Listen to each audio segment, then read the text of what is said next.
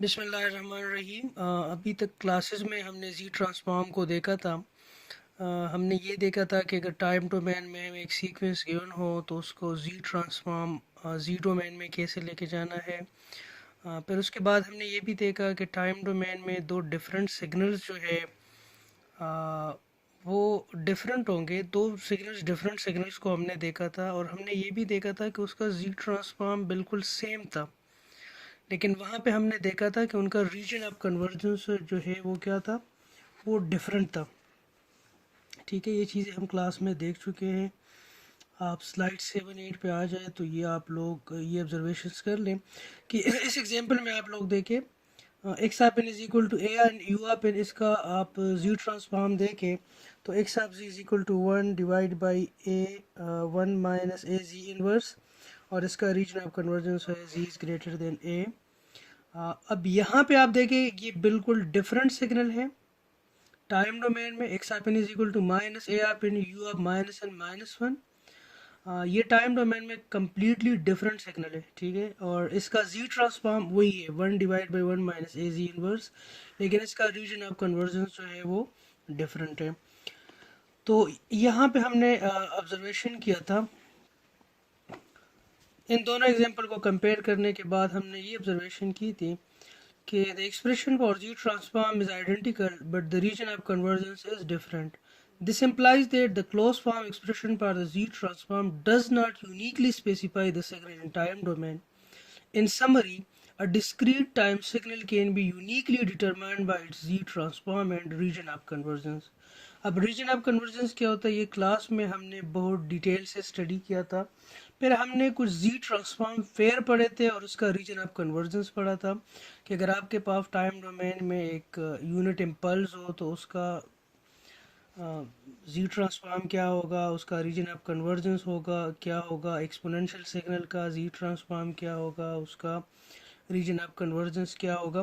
फिर हमने यहाँ पे एक ऑब्जर्वेशन की थी कि अगर आपके पास फाइनाइट ड्यूरेशन के सिग्नल्स होंगे और इनफाइनाइट ड्यूरेशन के सिग्नल्स होंगे तो वहाँ पे हमने देखा था कि फाइनाइट ड्यूरेशन सिग्नल में आपका जो रीजन ऑफ कन्वर्जेंस होता है वो सारा का सारा जी प्लेन होता है, सिवाय जी इज इक्वल टू ज़ीरो या जी इज इक्वल टू इन्फिनिटी के या दोनों के। जिस तरह पहला जो सिग्नल है कॉजल सिग्नल है, ठीक है, इसमें आपका जो रीजन ऑफ कन्वर्जेंस है सारा का सारा जी प्लेन है except z is equal to zero. यानी जब आप इसको जी डोमेन में कन्वर्ट करेंगे, जी की जगह आप ज़ीरो पुट करेंगे तो आपका एक्स ऑफ जी जो है वो इन्फिनिटी बनेगा। ठीक है, जी इज इक्वल टू ज़ीरो के अलावा आप एक्स ऑफ जी में कोई भी वैल्यू पुट करें तो आपके पास वो कोई फाइनाइट वैल्यू देगा। इसी तरह जो दूसरा सिग्नल है एंटी कॉजल सिग्नल के केस में आप लोगों ने देखा था कि जब आप इसको जी डोमेन में लेके जाओगे तो आपके पास जो रीजन ऑफ कन्वर्जेंस होगा सारा का सारा जी प्लेन होगा except z is equal to infinity. यानी जेड की जगह आप अगर इन्फिनिटी पुट करते हैं तो आपका जो एक्स ऑफ जी है वो इन्फिनिटी बन जाएगा। इसी तरह अगर आपके पास टू साइडेड फाइनाइट सिग्नल हो, ठीक है, तो उसका रीजन ऑफ कन्वर्जेंस तो था z is equal to zero और इन्फिनिटी के अलावा सारा का सारा जी प्लेन था। तो फाइनाइट ड्यूरेशन सिग्नल के लिए हमारी ऑब्जर्वेशन थी, उस पर हमने एग्जांपल्स भी सॉल्व किए थे कि हमारे पास रीजन ऑफ कन्वर्जेंस सारा का सारा जी प्लेन होगा except z is equal to zero, z is equal to infinity या दोनों z is equal to zero and infinity. अब आते हैं इनफाइनाइट ड्यूरेशन सिग्नल्स की तरफ। जब हम इनफाइनाइट ड्यूरेशन सिग्नल्स की बात करेंगे तो हम देखेंगे रीजन ऑफ कन्वर्जेंस होगा आउटसाइड द यूनिट सर्कल होगा, इनसाइड द यूनिट सर्कल होगा, या आपके पास क्या होगा, दोनों जो सीक्वेंसेस है उनका इंटरसेक्शन होगा।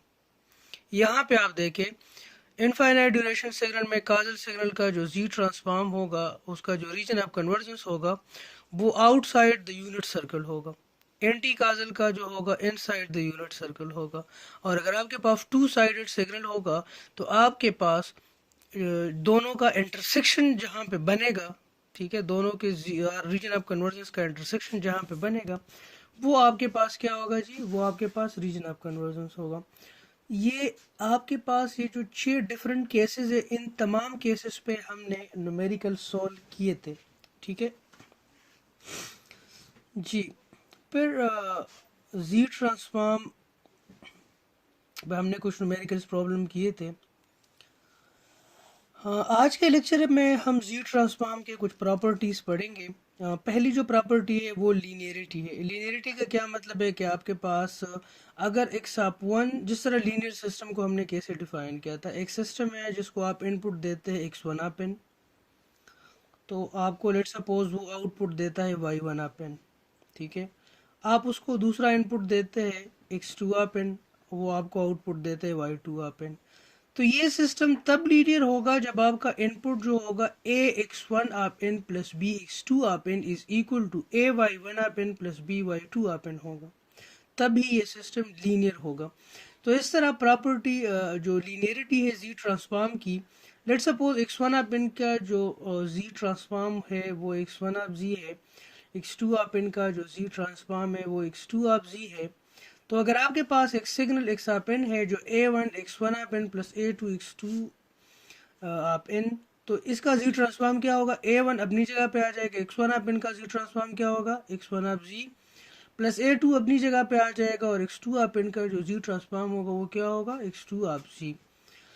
इन्होंने एक एग्जांपल के जरिए इसको सॉल्व करने, इसको दिखाने की कोशिश की है कि आपके पास जो एक्स आप एन है that is three to of N minus four three आप एन यू आप एन। इसमें एक्स वन आप एन जो पार्ट है वो टू आप एन यू आप एन है, एक्स टू जो पार्ट है दैट इज थ्री आप एन यू आप एन, ठीक है। और आपके पास जो एक्स आप एन है, यानी जो इसमें ए और ए वन और ए टू है वो थ्री एंड फोर है, ठीक है। तो इसका इन्होंने जी ट्रांसफॉर्म लिया है, और यहाँ पे ये भी बताया गया है कि रीजन ऑफ कन्वर्जेंस जो है वो क्या होगा, दोनों का इंटरसेक्शन होगा, ठीक है। इस तरह के मिलते जुलते क्वेश्चंस हम क्लास में सॉल्व कर चुके हैं जी। टाइम शिफ्टिंग के बारे में ये क्या कहते हैं कि अगर आपके पास एक सिग्नल है, उसका जी ट्रांसफॉर्म जो है एक्स आप जी है, एक्स आप इन का जी ट्रांसफॉर्म एक्स आप जी है, तो ये क्या कहता है कि एक्स आप इन माइनस के का जो जी ट्रांसफॉर्म होगा वो क्या होगा, जेड माइनस के एक्स आप जी। पहले हम इसको थोड़ा देखते हैं, ठीक है जी। यहाँ पे आप देखें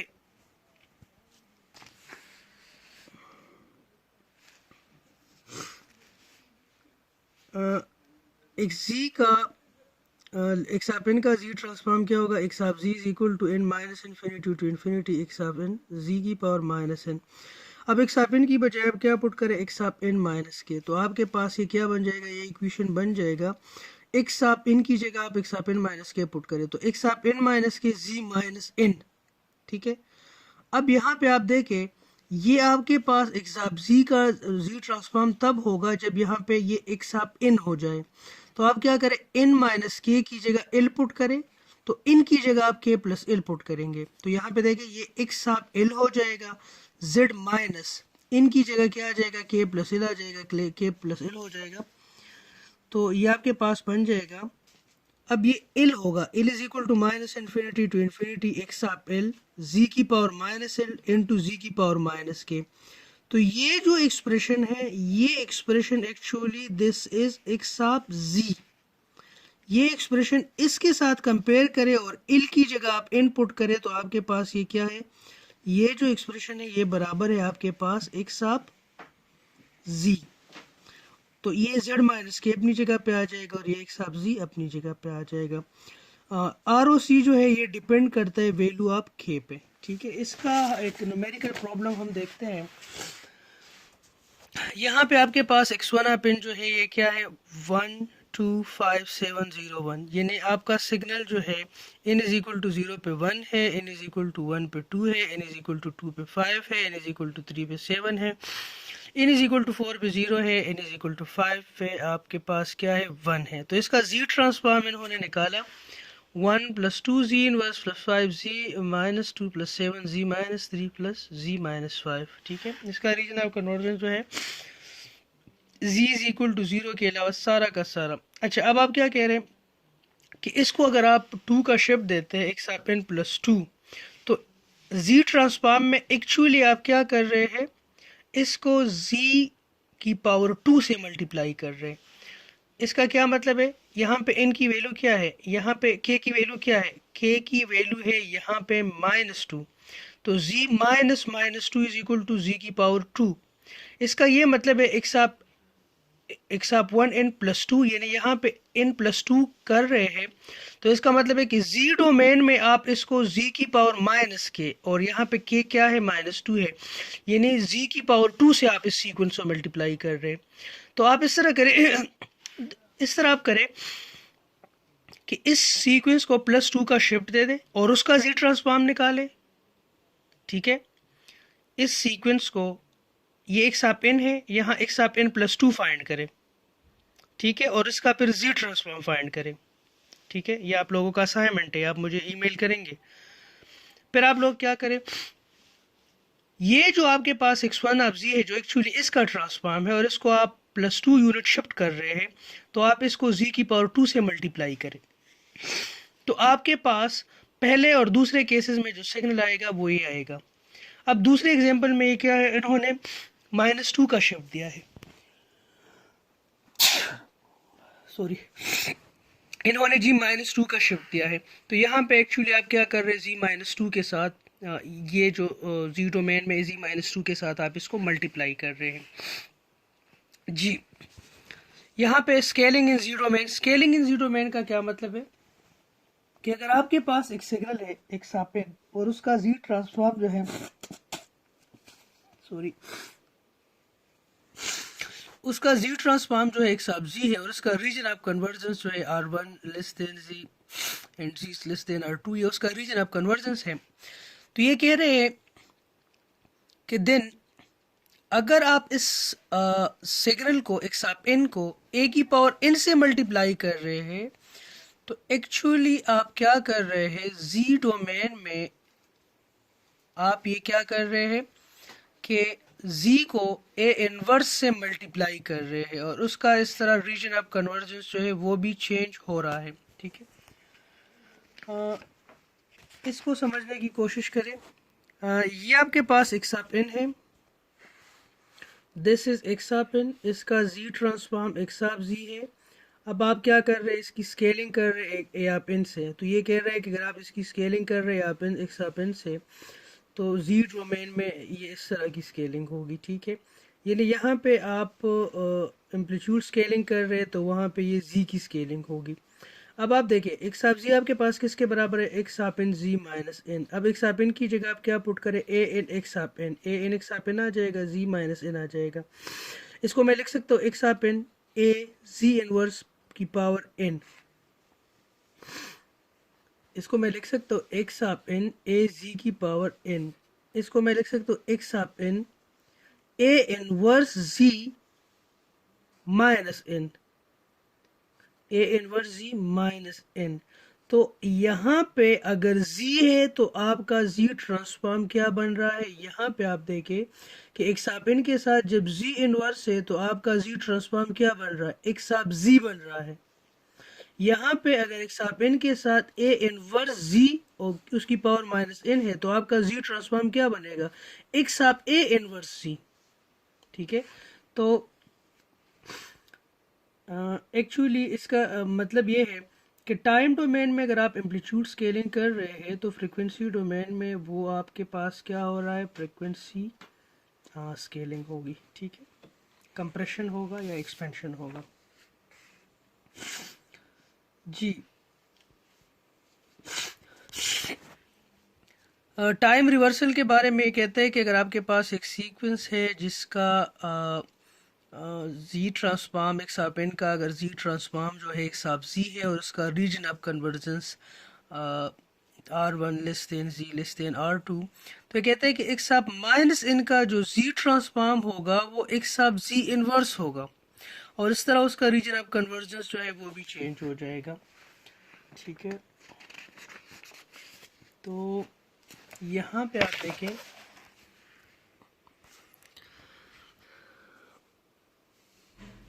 एक्स आप n का जो z ट्रांसफॉर्म है दैट इज एक्स आप z, उसका रीजन ऑफ कन्वर्जेंस भी गिवन है। फिर ये कहते हैं कि एक्स आप -n, इसका z ट्रांसफॉर्म जो है एक्स आप z इनवर्स होगा, उसका रीजन ऑफ कन्वर्जेंस ये होगा।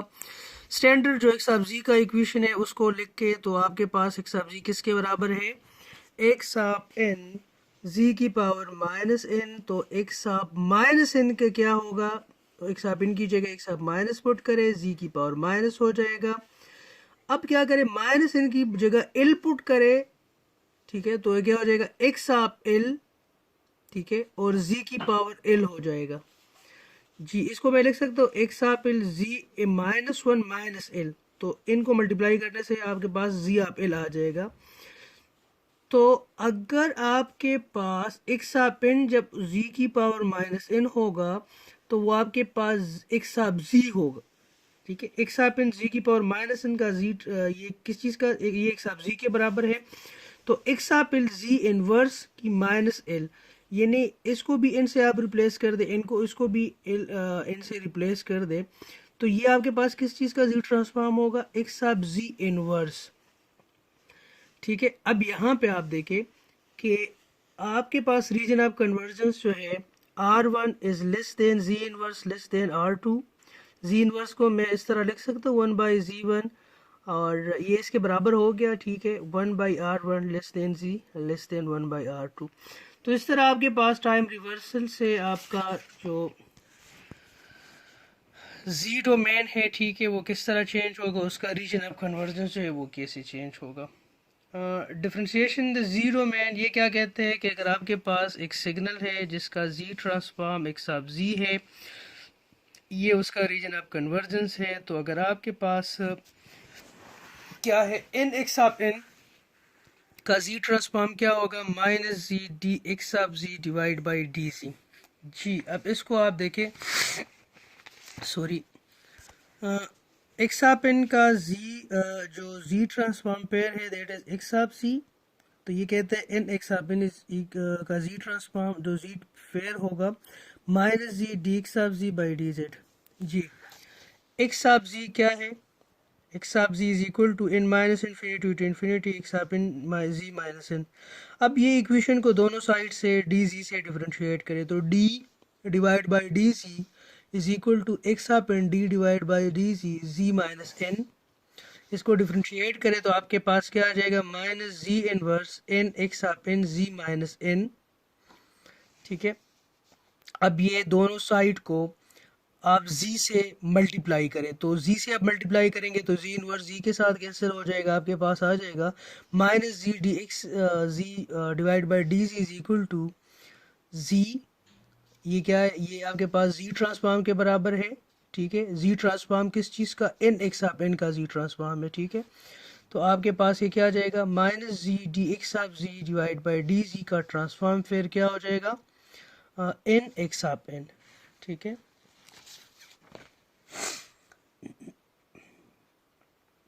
कन्वोल्यूशन ऑफ टू सीक्वेंसेस, ये कह रहे हैं कि अगर आपके पास दो सीक्वेंसेस है, एक सीक्वेंस है x1 ऑफ n, दूसरा सीक्वेंस है x2 ऑफ n, तो अगर x1 ऑफ n का जो z ट्रांसफॉर्म पेयर है वो x1 ऑफ z है, x2 ऑफ n का z ट्रांसफॉर्म पेयर जो है वो x2 ऑफ z है, तो अगर टाइम डोमेन में x1 ऑफ n को आप कन्वॉल्व कर रहे हैं x2 ऑफ n के साथ, तो आप क्या कर रहे हैं, एक्चुअली जी डोमेन में आप x1 ऑफ z यानी उसके जो ट्रांसफॉर्म पेयर्स है उसको आप मल्टीप्लाई कर रहे हैं। आप क्या कर रहे हैं, आप उसको मल्टीप्लाई कर रहे हैं। मैं रिपीट कर रहा हूँ, अगर आपके पास सपोज दो सीक्वेंसेस है, एक सीक्वेंस है x1 ऑफ n, दूसरा x2 ऑफ n। x1 का z ट्रांसफॉर्म पेयर जो है वो x1 ऑफ z है, x2 का क्या है, x2 ऑफ z है। अगर x1 और x2 आप इनको टाइम डोमेन में आप उसको कन्वॉल्व कर रहे हैं, तो एक्चुअली आप क्या कर रहे हैं, उसका z ट्रांसफॉर्म फिर क्या बनेगा कि आप z डोमेन में इन दोनों को मल्टीप्लाई कर रहे हैं, और इनका जो रीजन ऑफ कन्वर्जेंस होगा वो उन दोनों का इंटरसेक्शन होगा, कॉमन एरिया होगा, ठीक है। तो इस पे हम एक न्यूमेरिकल सॉल्व करने की कोशिश करेंगे। हमारे पास लेट्स सपोज दो सीक्वेंसेस है, एक सीक्वेंस है x1 ऑफ n, उसका z ट्रांसफॉर्म जो है पेयर x1 ऑफ z है, दूसरा x2 ऑफ n, उसका z पेयर जो है x2 ऑफ z है। तो x1 और x2 को अगर टाइम डोमेन में मैं कन्वॉल्व करूँगा तो ये इक्विवेलेंट है कि क्या x1 of z x2 of z को अगर मैं टाइम डोमेन में मल्टीप्लाई करता हूँ तो ये दोनों सेम प्रोसेस है। Let x1 of n is equal to 1 1 1 1, यानी this is n is equal to 0 पे 1 है, n is equal to -1, n is equal to 1, n is equal to 2। ये मेरे पास x2 ऑफ n दो सिग्नल है, इनको मैंने पहले कन्वॉल्व करके रिजल्ट निकालना है। ठीक है, कन्वॉल्व कैसे करेंगे? y आप n is equal to x आप के h आप n माइनस के, आप क्या करें, ये जो आपके पास सिग्नल है n में k के साथ रिप्लेस करें, तो आपके पास क्या बन जाएगा, ये आपने x1 आपके को ड्रॉ किया, दिस इज x2 आपके। ठीक है, अब आप यहाँ पे देखें, मैंने आप लोगों को बताया था कि x1 आपके और x2 आपके कहाँ से स्टार्ट, x2 आपके 0 से स्टार्ट हो रहा है, x1 आपके -1 से स्टार्ट हो रहा है, x2 आपके 3 पे ख़त्म हो रहा है, x1 आपके 2 पे ख़त्म हो रहा है।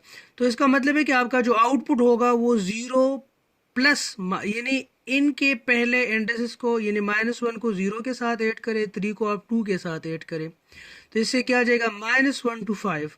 इसका मतलब है कि आपका जो रिजल्टेंट सिग्नल होगा वो -1 से होके 5 पे ख़त्म होगा। वाई आप इनका जो टाइम होगा वो कहाँ से कहाँ तक होगा, -1 से वो होगा 5 तक। क्यों? क्योंकि ये सिग्नल 0 से स्टार्ट हो रहे हैं, 3 पे ख़त्म हो रहे हैं, ये -1 पे स्टार्ट हो रहे हैं, 2 पे ख़त्म हो रहा है।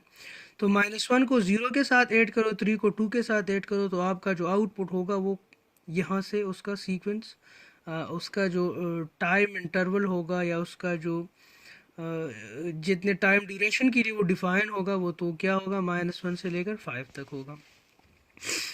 जी, अब इस फार्मूले के मुताबिक x आपके पास आ गया, h आप k की जगह आपके पास x2 आपके आ गया। अब आपने क्या करना है, इसको फ्लिप करना है, x आप माइनस के आपने निकाल दिया, for n is equal to -1, यानी -1 माइनस के, तो आप क्या कर रहे हैं, एक्चुअली इसको शिफ्ट कर रहे हैं, ये आपके पास -1 -2 -3 -4। तो आप यहाँ पे देखें, इन दोनों को आप कंपेयर करें, ये -1 पे 1 है, ये -1 पे 1 है, तो इनका जो कॉमन है वो कितना है, 1 into 1। तो for n is equal to -1, y आप -1 जो है वो क्या है, 1 है, for n is equal to 0, ये ने अब आप इसको 0 का शिफ्ट दे दे, तो x आप माइनस के, इन दोनों के दरमियान कॉमन कितना है, ये 0 पे 1 है, ये भी 0 पे 1 है, -1 पे 1 है, ये भी -1 पे 1 है, तो 1 into 1 प्लस 1 into 1, तो ये आपके पास क्या हो जाएगा, 2 हो जाएगा। For n is equal to 1, n is equal to 1 पे क्या हो जाएगा, x आप 1 माइनस के, आपके पास ये आ जाएगा 1 0 -2 -1 -2, ये आपके पास x आप -1 के हो, x आप 1 माइनस के आ गया, इसको आप एक शिफ्ट करें, ठीक है, शिफ्ट राइट करें, तो आपके पास x आप 1 माइनस के आ जाएगा। अब यहाँ पे देखिए, ये 0 पे 1 है, ये भी 0 पे 1 है, ये 1 पे 1 है, ये भी 1 पे 1 है, ये -1 पे 1 है, ये -1 पे 1 है, तो आपके पास 1 into 1 plus 1 into 1 plus 1 into 1, तो ये आपके पास क्या हो जाएगा, 3 हो जाएगा। इस तरह n इज इक्वल टू 2 का क्या मतलब है कि आप इस सिग्नल को 2 राइट शिफ्ट दे दे, तो इसको 2 आप राइट शिफ्ट देंगे, या इस सिग्नल को एक राइट शिफ्ट दे दे, तो ये आपके पास 2 1 0 -1 हो जाएगा। अब ये सिग्नल -1 0 1 2 पे डिफाइन है, ये भी -1 0 1 2 पे डिफाइन है, यानी कि सारा का सारा सिग्नल ये दोनों एक दूसरे के ऊपर ओवरलैप कर रहे हैं। ठीक है, -1 पे 1 है, ये भी -1 पे 1 है, तो 1 into 1 1 into 1, तो आपके पास क्या बनेगा, ये n इज इक्वल टू 2 पे क्या बनेगा, 4 बनेगा। इसी तरह आप इसको 3 का शिफ्ट दे दें, x आप माइनस के एक और आप 3 राइट शिफ्ट दें, तो आपके पास x आप ये 3 माइनस के ये हो जाएगा। अब यहाँ पे देखें, ये 0, ये भी 0 पे 1 है, ये 1 पे 1 है, ये भी 1 पे 1 है, ये 2 पे 1 है, ये भी 2 पे 1 है, तो इनको आप मल्टीप्लाई करके ऐड करें, तो आपके पास y3 जो है वो क्या आ जाएगा, 3 आ जाएगा। इसी तरह आप इसको बाकी शिफ्ट भी दे दें, for n is equal to 4, इसके लिए भी आप देखें, और for n is equal to 5, इसके लिए भी आप इसको देख लें। फाइनल जो आपके पास इन दोनों का जो कन्वोल्यूशन सिग्नल आएगा वो -1 पे 1 होगा, 0 पे 2 होगा, 1 पे 3 होगा, 2 पे 4 होगा, 3 पे 3 होगा, 4 पे 2 होगा, 5 पे 1 होगा। ये आपके पास इन दोनों का जो रिजल्टेंट सिग्नल होगा, यानी x1 आप इन जब कन्वोल्व होगा x2 आप इन के साथ, तो आपके पास जो रिजल्टेंट सिग्नल होगा वो ये होगा। अब इसको आप क्या करें, इसको मैं इस तरह लिख सकता हूँ, this is sigma n plus one plus two sigma n plus three sigma n minus one, impulse के फॉर्म में मैं इसको लिख रहा हूँ, plus four sigma n minus two plus three sigma n minus three plus two sigma n minus four plus three sigma sorry ये उसका amplitude one है, सिग्मा n माइनस फाइव। ये इसको मैंने इस तरह मैथमेटिकली लिख लिया, ठीक है। अब मैंने क्या करना है, x1 आप x2 आप इन दोनों का मैंने z ट्रांसफॉर्म लेके मल्टीप्लाई करना है, और मैंने ये ऑब्जर्वेशन करनी है कि टाइम डोमेन में जो मेरे पास ये दो सिग्नल्स थे, कन्वर्ट करने के बाद जो मेरे पास रिजल्ट आ गया, और जी डोमेन में ये जो दो सिग्नल्स इन दोनों को अगर मैं जी डोमेन ले लूँ और उनको मल्टीप्लाई करूँ, तो वो मल्टीप्लिकेशन जो है वो टाइम डोमेन में कन्वोल्यूशन के बराबर है। यहाँ पे आप देखें, मैंने x1 आप इन लिया, मैंने इसको इम्पल्स के फॉर्म में लिख लिया, मैंने x2 आप इन लिया, इसको इम्पल्स के फॉर्म में लिख लिया। अब मैं क्या कर रहा हूँ, x1 आप इन का मैं जी ट्रांसफॉर्म ले रहा हूँ, तो ये x1 आप इन जो है इसका जो इन है वो डिफाइंड है -1 से 2 x1 आप इन जी की पावर -n। पहले मैं इन की जगह -1 पुट करता हूँ, तो ये क्या बन जाएगा, x1 आप -1 जी की पावर 1 हो जाएगा, क्योंकि यहाँ पे इनकी जगह -1 पुट करता हूँ तो ये अच्छा। फिर x2 आप 0 जी की पावर 0 हो जाएगा, इस तरह x आप 1 जी की पावर -1, x आप 2 जी की पावर -2। अब x आप -1 जो है वो क्या है, उसका एम्पलीट्यूड 1 है, यहाँ पे देखें ये इसका एम्पलीट्यूड 1 है, तो ये z आ जाएगा। इसका z का पावर भी 1, z का पावर जब 0, किसी भी चीज़ का पावर जब 0 होगा तो 1 के बराबर होगा, और x आप 0 का एम्पलीट्यूड जो है, यानी x आप इन का n इज इक्वल टू 0 पे एम्पलीट्यूड जो है वो 1 है, तो ये 1 आ जाएगा। इसी तरह x आप n का n इज इक्वल टू 1 पे एम्पलीट्यूड जो है 1 है, और z -1 अपनी जगह पे आ जाएगा, इस तरह z -2 अपनी जगह पे आ जाएगा। इसी तरह आप x2 आप n का जो है वो z ट्रांसफॉर्म ले ले, तो आपके पास ये सीक्वेंस आ जाएगा। अब आप लोगों ने क्या करना है, ये जो आपके पास दो सीक्वेंसेस आ गए, इन दो सीक्वेंसेस को आप लोगों ने मल्टीप्लाई करना है, ठीक है। जब आप इन दो को मल्टीप्लाई करते हैं तो आपके पास जो रिजल्ट आएगा वो क्या आएगा, जी इनवर्स प्लस 2 प्लस 3 जी इनवर्स प्लस 4 जी -2 प्लस 3 जी -3 प्लस 2 जी -4 प्लस जी -5। तो ये आपके पास इन दोनों के मल्टीप्लिकेशन से आ जाएगा। अब ये जो आपके पास जो मल्टीप्लिकेशन से आ गया, इसको आप बेक इसका इन्वर्स जी ट्रांसफॉर्म लेके इसको टाइम डोमेन में कन्वर्ट करें, तो ये जी इन्वर्स किस चीज़ के बराबर होगा, x आप n plus sigma n plus 1 हो जाएगा, 2 सिग्मा n हो जाएगा, 3 सिग्मा n -1 हो जाएगा, 4 सिग्मा n -2 हो जाएगा, 3 सिग्मा n -3 हो जाएगा, 2 सिग्मा n -4 हो जाएगा, और सॉरी और इसी तरह ये क्या हो जाएगा, सिग्मा n -5। अब आप लोगों ने क्या करना है, ये जो आपके पास सिग्नल आया, और इससे पहले जब आप लोगों ने इन दो सिग्नल्स को कन्वोल्व किया था, इसको कंपेयर करें, तो कंपैरिजन पे आपको पता चल जाएगा कि अगर आप क्या कर रहे हैं, आपके पास दो सिग्नल्स है, अगर उनको टाइम डोमेन में आप कन्वोल्व कर रहे हैं, आपके पास जो आउटपुट वाई आप इन आ रहा है, तो आप इस तरह भी कर सकते हैं कि इन दो जो आपके पास जो सिग्नल्स है, उनका आप जी डोमेन में उनको लेके जाए, उनको मल्टीप्लाई करे और उनका इन्वर्स जी ट्रांसफॉर्म ले ले, तो रिजल्ट आपके पास क्या होगा जी, रिजल्ट आपके पास सेम होगा। इसी तरह कोरिलेशन आप टू सीक्वेंसेस में आप क्या कर रहे हैं, अगर आपके पास दो सीक्वेंसेस है, x1 आप इन x2 आप इन, तो टाइम डोमेन में अगर आप इसको कोरिलेट कर रहे हैं, तो आप इस तरह करें कि दोनों का z ट्रांसफॉर्म ले लें, और एक का एक सीक्वेंस में z की जगह z इनवर्स पुट करें, और फिर उन दोनों को मल्टीप्लाई करें, तो आपके पास जो टाइम डोमेन में कोरिलेशन है, तो वो इस तरह आपके पास z डोमेन में मल्टीप्लिकेशन के बराबर हो जाएगी, ठीक है। ये z ट्रांसफॉर्म की कुछ प्रॉपर्टीज़ है, along with its region of convergence. आप लोगों को इस सच घबराने की ज़रूरत नहीं है, क्योंकि ये जो आपको ये टेबल जो गिवन है, आप लोगों को पेपर में ये टेबल गिवन होगा, इस सच कोई घबराने की ज़रूरत नहीं है, इसको मेमोराइज़ करने की भी ज़रूरत नहीं है, जस्ट इसको समझने की ज़रूरत है कि एक सापिन जो है, अगर इसका जी ट्रांसफॉर्म जो है वो एक साप जी है, और एक्स वन आप इनका एक्स आप जी है, तो linearity property, time shifting property, scaling, time reversal, conjugation, real part, imaginary part, differentiation, convolution, correlation, initial value theorem, multiplication, Parseval theorem. ठीक है, तो इसका आप लोगों को बेसिक आइडिया होना चाहिए। ठीक है, और ऐसे जिसको मेमोराइज करने की ज़रूरत नहीं है, ये आप लोगों को गिवन होगा ये टेबल पेपर में। ठीक है, तो कोशिश करें कि जितने भी प्रॉपर्टीज़ इसी ट्रांसफॉर्म के इसको आप प्रूव करने की कोशिश करें। मैंने तकरीबन 6-7 जो है उसको प्रूव करने की कोशिश की है। ठीक है, और उस पर मैंने आप लोगों को न्यूमेरिकल प्रॉब्लम्स भी सॉल्व करवाए। ठीक है, इस लेक्चर में, क्लास के लेक्चर में हमने इस पर कुछ प्रॉब्लम्स किए हैं। तो आप भी कोशिश करें, जो रहते हैं 2-3 प्रॉपर्टीज़, उनको भी आप प्रूव करने की कोशिश करें। ठीक है जी, अब आप हम आते हैं पोल्स और ज़ीरोस की तरफ। पोल्स और ज़ीरोस क्या है? लेट सपोज आपके पास कोई भी सीक्वेंस है। ठीक है, इसको देखें,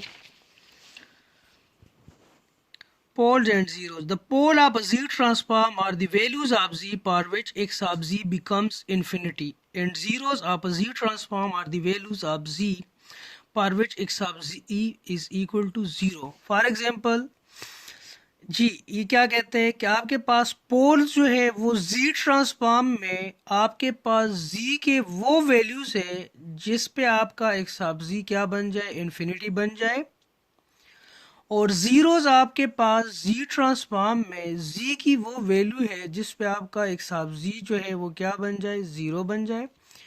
इन्होंने एक एग्जांपल से इसको सॉल्व करने के, ये कीप इन माइंड ये जी की वैल्यू है, जी इनवर्स की वैल्यू नहीं है। देखिए, x of ji is equal to 1 divide by 1 minus A ji inverse. तो आप लोगों ने क्या करना है, multiply and divide by z करना है। तो z divide by z minus a हो जाएगा, क्योंकि जब z ऊपर मल्टीप्लाई होगा तो z बन जाएगा, नीचे z मल्टीप्लाई होगा तो z 1 के साथ भी मल्टीप्लाई होगा, ए जी इनवर्स के साथ भी मल्टीप्लाई होगा, तो ये बन जाएगा z divide by z minus A. इसका मतलब है कि अगर z की जगह मैं 0 पुट करूंगा तो ये सारा का सारा फंक्शन क्या हो जाएगा, एक्स ऑफ z क्या हो जाएगा, ये 0 हो जाएगा। और अगर आपके पास मैं क्या करूँ, z की जगह अगर मैं a पुट करता हूँ तो ये क्या बन जाएगा, इन्फिनिटी, क्योंकि ये z की जगह a पुट किया, यहाँ पे z की जगह a पुट किया, तो a minus a is equal to 0 and anything divide by 0 will be equal to infinity. तो आपके पास पोल जो है वो आपके पास जी ट्रांसफॉर्म में एक्स ऑफ जी की वो वैल्यू है जिस पे आपका एक्स ऑफ जी इन्फिनिटी बन जाए, और आपके पास ज़ीरो जो है वो जी ट्रांसफॉर्म में एक्स ऑफ जी में जी की वो वैल्यू है जिस पे आपका एक्स ऑफ जी जो है क्या बन जाए, ज़ीरो बन जाए। अब पोल्स और ज़ीरोस को हम सॉरी जी प्लेन में हम इसको कैसे रिप्रेजेंट करते हैं? तो location of poles are indicated by a cross symbol and location of zeros are indicated by 0।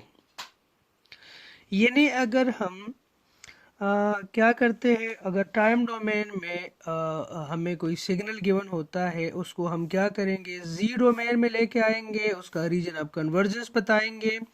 क्यों रीजन ऑफ कन्वर्जेंस बताना क्यों ज़रूरी है, क्योंकि हमने पहले लेक्चर में हमने देखा था कि टाइम डोमेन में आपके पास दो डिफरेंट सिग्नल्स होते हैं, लेकिन जब आप उसको जी ट्रांसफॉर्म करते हैं और जी डोमेन में लेके आता है तो दोनों डिफरेंट सिग्नल का जी ट्रांसफॉर्म एक होता है। ठीक है, लेकिन उसका रीजन ऑफ कन्वर्जेंस डिफरेंस होता है। तो हम क्या करते हैं, हम क्या करेंगे, हम पहले जो टाइम डोमेन में सीक्वेंस होगा और उसको हम जी ट्रांसफॉर्म करेंगे और उसका रीजन ऑफ कन्वर्जेंस जो है वो बताएंगे, और उसके ज़ीरोज़ और पोल जो है वो प्लाट करेंगे। तो जी डोमेन में आपका जो जी प्लेन है उस पे ज़ीरो को हम प्लाट करेंगे, हम उस पे पोल को प्लाट करेंगे, हम region of convergence, normally region of convergence को हम शेड करते हैं, जी प्लेन में रीजन ऑफ कन्वर्जेंस को हम क्या करते हैं, शेड करते हैं। ठीक है, और ज़ीरो को हम एक गोल दायरे से या एक सर्कल से रिप्रेजेंट करते हैं, ज़ीरो से रिप्रेजेंट करते हैं, पोल को हम क्रॉस से रिप्रेजेंट करते हैं। ठीक है, जिस तरह आप इस एग्जांपल को देखें, ये यहाँ पे इसका रीजन ऑफ कन्वर्जेंस क्या है, ये शेडेड है, ठीक है। ये शेडेड जो एरिया है, this is the region of convergence, this is the region of convergence.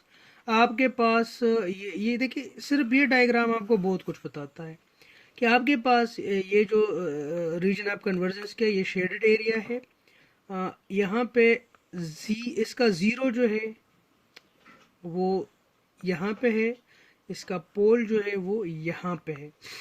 यहाँ पे आप देखें X of n is equal to A of n U of n, इसको आप जी डोमेन में लेकर आए तो एक्स आप Z one divide by one minus A ji inverse, Z से ऊपर और नीचे दोनों मल्टीप्लाई करो तो जी माइनस ए हो जाएगा। इसका रीजन ऑफ कन्वर्जेंस जो है that is Z is greater than A, ठीक है। तो ये इसका रीजन ऑफ कन्वर्जेंस हो गया। और आपके पास यहाँ पे जीरो कहाँ पे है, z is equal to zero पे आपके पास जीरो है, so this is z is equal to zero. और आपके पास पोल कहाँ पे, z is equal to a पे, तो आपने इसको क्रॉस से रिप्रेजेंट किया है, ठीक है। तो ये टाइम डोमेन सिग्नल है, उसका z, उसका रीजन ऑफ कन्वर्जेंस और उसका पोल और उसका ज़ीरो, ये हम इस तरह z डोमेन में इसको प्लॉट करते हैं, ठीक है। यानी यहाँ पे आप देखें इस सिग्नल का एक ही ज़ीरो है जो z is equal to zero पे है, और इसका एक ही पोल है जो कि अच्छा, यहाँ पे आप देखिए कि पोल जो है आपको और ज़ीरो आपको बहुत इम्पोर्टेंट इंफॉर्मेशन देता है सिग्नल के बारे में। यानी अगर आपका जो पोल है वो इनसाइड द सर्कल होगा तो आपका जो सिस्टम होगा या जो आपका सिग्नल होगा वो स्टेबल होगा, ठीक है। लेकिन अगर आपका जो पोल है वो आउटसाइड द यूनिट सर्कल है तो आपका जो सिस्टम होगा वो अनस्टेबल होगा, ठीक है। तो स्टेबिलिटी और अनस्टेबिलिटी को टाइम डोमेन में देखना थोड़ा मुश्किल हो जाता है, इस वजह से जिस तरह कन्वोल्यूशन टाइम डोमेन में एक मुश्किल प्रोसेस है, ठीक है, कि आप क्या करें, दो सिग्नल ले, एक को फ्लिप करें और फिर उसका जो है लीस्ट इंटरसेक्शन एरिया से आप उसको मूव करते जाए, ठीक है, और इतना मूव करें कि उसका इंटरसेक्शन जो है वो ख़त्म हो जाए। तो बजाय इसके कि इतना मुश्किल प्रोसेस आप करें, आप सिंपल कंप्यूटेशन जो है वो बचाने के लिए जो नंबर ऑफ कैलकुलेशंस है वो बचाने के लिए आप क्या करें, एक साथ जो दो सिग्नल है उनको जी ट्रांसफॉर्म करें और उन दोनों को मल्टीप्लाई करके इन्वर्स जी ट्रांसफॉर्म करें तो आपके पास that is equal to convolution of two signal, ठीक है। तो इस तरह स्टेबिलिटी और अनस्टेबिलिटी को टाइम डोमेन में देखना मुश्किल हो जाता है, ठीक है। तो यहाँ पे सिंपल आप उसके पोल को देखें, अगर पोल जो है वो यूनिट सर्कल के अंदर है तो पोल अगर यूनिट सर्कल के अंदर है तो आपका सिस्टम स्टेबल होगा, ठीक है। जिस तरह आप लोगों ने इस डोमेन में देखा था कि अगर लिफ्ट प्लेन में अगर आपका पोल लाई करता है तो सिस्टम जो है वो स्टेबल होगा। मैंने आप लोगों को क्लास में ही बताया था कि हम इस डोमेन से जी डोमेन में कैसे आए हैं और ये यूनिट सर्कल कैसे आया है। मैंने आप लोगों को बताया था कि इस डोमेन में जो आपका लिफ्ट प्लेन होता है, ठीक है, तो उसकी जो उसका जो वाई एक्सिस होता है, ठीक है, उन्होंने उसको एक सर्कल का शक्ल दे दिया, ठीक है, और वो आपके पास क्या हो गया, जी डोमेन हो गया। तो उसमें लेफ्ट प्लेन में जो आपके पास जो पोल्स होते थे तो स्टेबल सिस्टम होता था, तो लेफ्ट प्लेन को अब इन्होंने क्या कर दिया, सर्कल बना दिया। तो अब आपका पोल अगर इस यूनिट जो सर्कल में होगा तो आपका सिस्टम स्टेबल होगा, अदरवाइज आपका सिस्टम जो है अनस्टेबल होगा। इसके अलावा ये जो जी डोमेन है आपको फ्रिक्वेंसी के बारे में बताता है, ये टाइम डोमेन जो सिग्नल है उनके बहुत सारे बिहेवियर्स के बारे में आपको बताता है। उसको हम इंशाल्लाह नेक्स्ट क्लास में जो है डिस्कस करेंगे।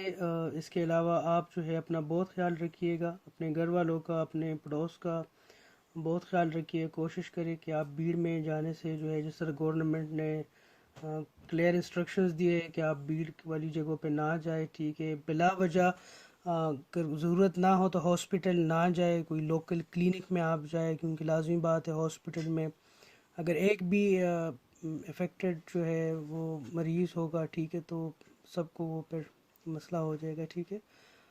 कोशिश करें कि घर में ही रहें और ज़्यादा बाहर ना जाए, ठीक है, ज़्यादा गेट टुगेदर ना करें।